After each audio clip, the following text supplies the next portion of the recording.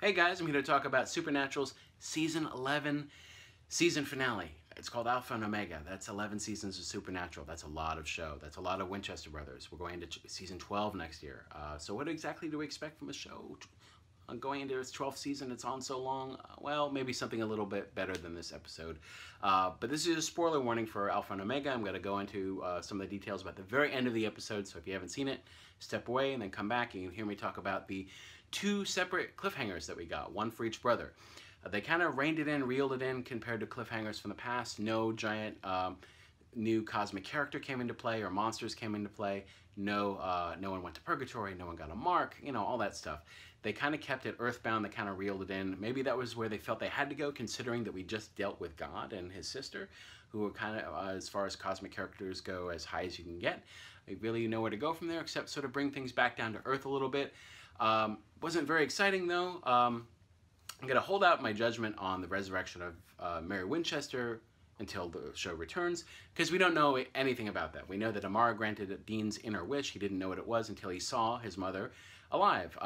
Is she confused? What does she think about being back from the dead? What does Dean think? Is he happy? Is he sad? Is he frightened? Is she back right? Is she rotten inside? Is something wrong? You know, when people come back from the dead, did God know Amara was going to do this? Is he okay? Is he on board with this? Is this something that's natural? So the judgment's out. Jury's out on this one, and we don't know where it goes from there. But again, they kind of made it smaller. This was the bigger one of the two, though. Sam's was even a little more smaller because it didn't have anything to do with magic or bring anyone back from the dead. It just had to do with a new character introduced this episode named Tony, and she is a member of the Men of Letters London chapter. And Sam's in big trouble, I guess, from the stuff he's been doing for the past several seasons. All the mistakes, well, he's being held accountable for it, specifically Sam, because he was the one leaning more towards the Men of Letters stuff. And she came all the way from England to bring him in if the world didn't end. So she was just there as a failsafe. That was odd. And so was the fact that she would fire her gun if he took a step forward. So she's either there to bring him in if the entire universe doesn't get destroyed, or shoot him if he takes a step forward and dares her to. So ending a season on a gunshot is not good in this day and age, you know, especially once you're 11 seasons in. He's not gonna die. Maybe he got shot in the shoulder. Sam's fine.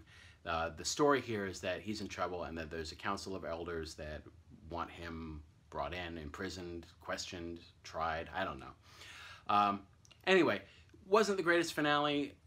Not the most exciting cliffhangers. Maybe the fact that there are two of them and you put them together, they make one better cliffhanger. I don't know. What did you guys think? You can read my thoughts and my written review on IGN.com, and stay tuned to IGN for all things Supernatural.